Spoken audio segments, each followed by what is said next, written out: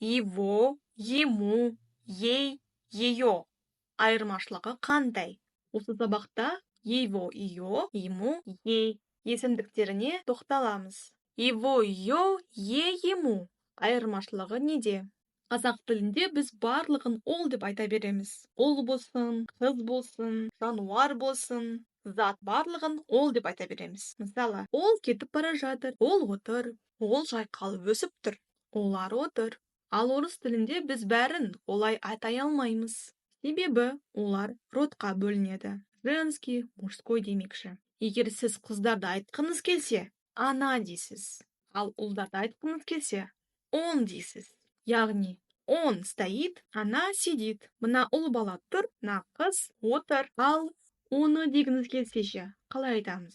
Қыздарға ее дейміз, ұлдарға его дейміз. ИГО деп жазылады, его деп оқылады. Мысалы, я вижу ее, мен қызды көріп тұрмын. Я вижу его, мен ұлды көріп тұрмын.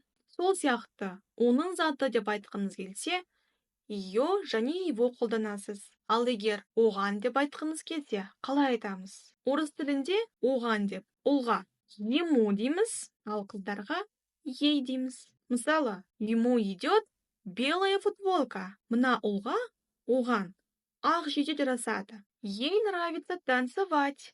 Қызға билеген ұнайды. Сонымен тағы да бір рет қайталап шығайық.